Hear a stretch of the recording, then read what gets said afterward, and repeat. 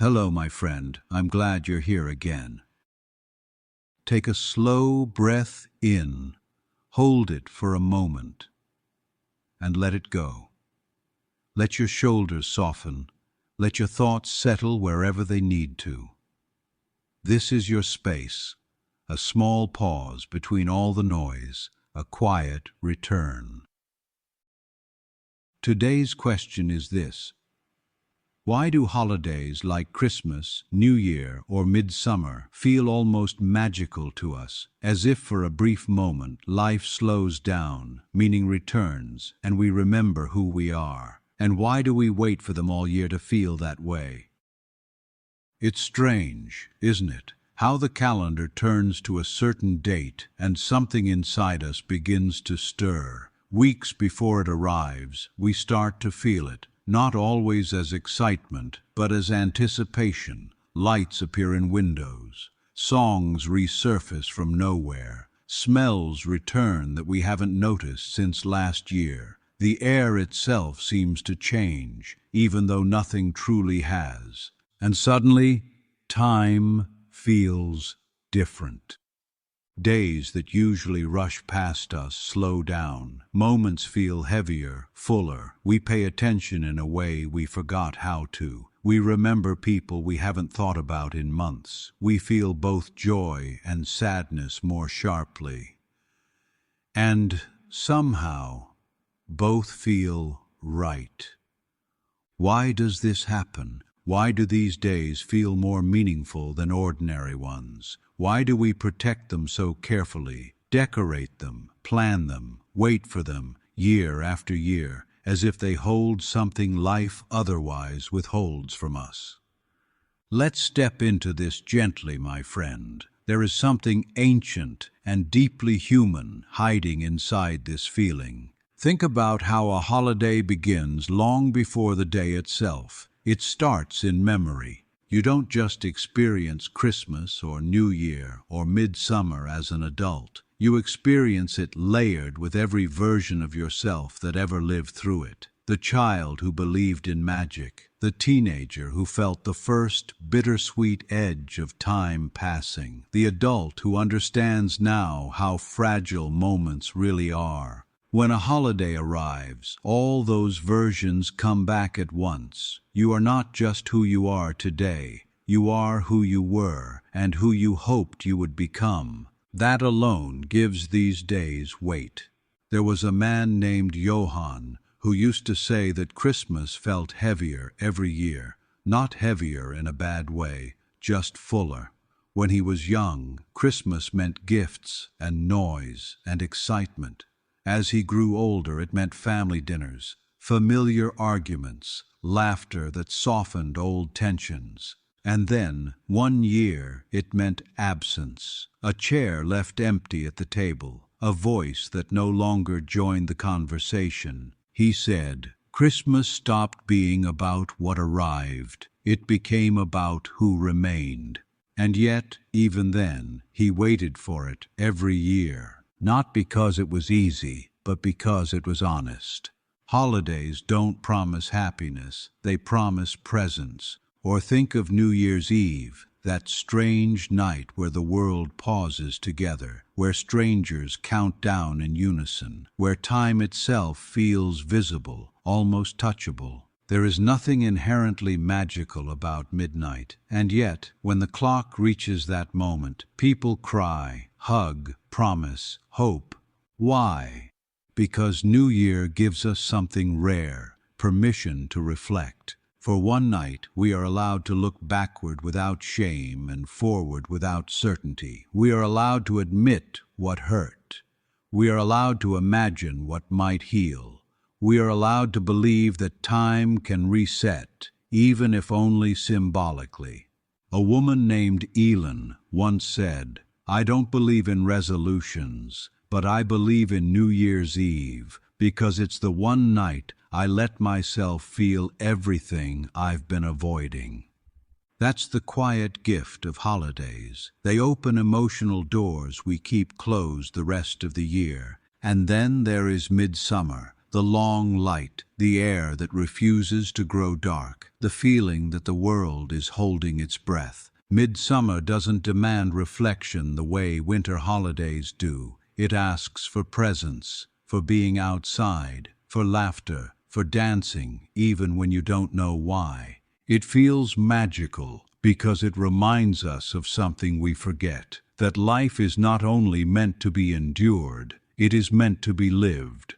A man once said that midsummer made him feel like time stopped chasing him. He said, "For a few days, I don't measure my life by productivity. I measure it by light, by people, by moments." That feeling doesn't come from the holiday itself. It comes from what we allow ourselves to do because of the holiday.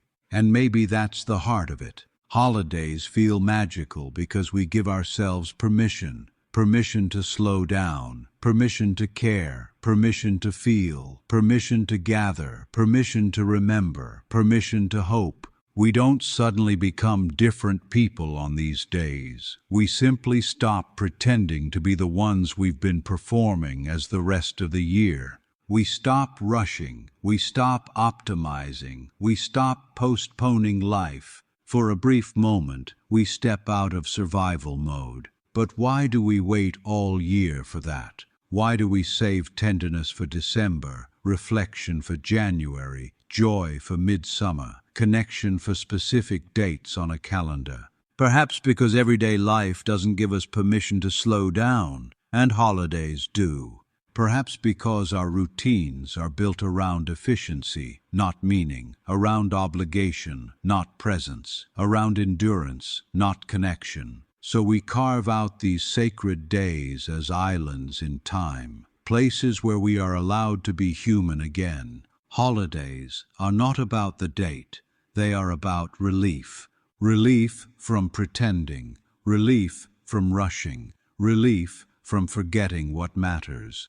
There is also something deeply communal about holidays. Even when you celebrate alone, you know you are not alone in the feeling. Somewhere, someone else is lighting a candle, someone else is sitting at a table, someone else is remembering someone they lost, someone else is hoping next year will be kinder. For a moment, the world feels synchronized. We wait for holidays because they remind us we belong, not just to families or traditions, but to humanity itself.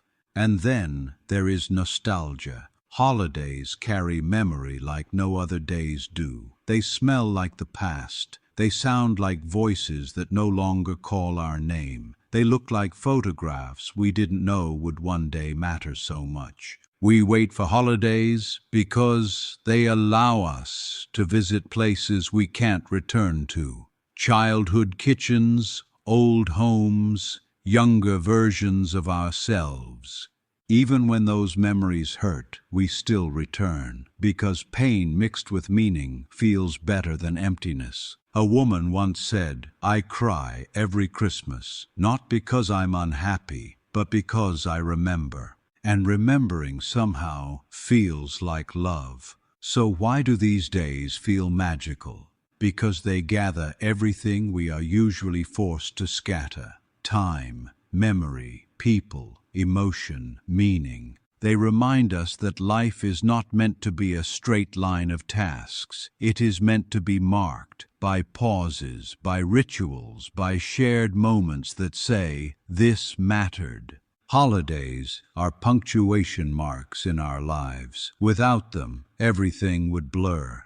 But here is the quiet, uncomfortable truth beneath the magic. Holidays do not create meaning. They reveal the meaning we have been neglecting. The warmth you feel at Christmas is not created by lights. It is created by closeness. The hope you feel at New Year is not created by the calendar. It is created by reflection. The joy you feel at midsummer is not created by the sun.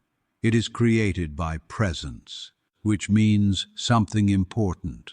The magic we wait for all year is not limited to these days. We just don't allow ourselves to feel it the rest of the time. Imagine what would happen if we lived one ordinary Tuesday with the same attention we give a holiday. If we slowed down a little, if we listened more deeply, if we gathered instead of isolated, if we remembered instead of rushed, if we marked moments instead of letting them disappear, the magic would not feel so rare. And maybe that's the real lesson holidays try to teach us every year. Not to wait for them, but to learn from them, to remember what it feels like to be present, to be connected, to be human. So, my friend, if you feel that quiet pull toward the holidays each year, if you count down the days as if something essential is waiting for you there, listen closely. It's not the holiday you're longing for. It's the version of yourself who slows down, opens up, remembers, connects, and feels alive.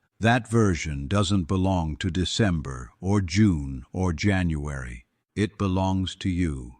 Thank you for being here, for giving yourself this moment to reflect. Stay gentle, stay curious, and stay kind. And if this question spoke to you, continue your journey with us on Yarven's Questions. More stories, more reflections, and more quiet truths are waiting for you. Take care, my friend. Until next time.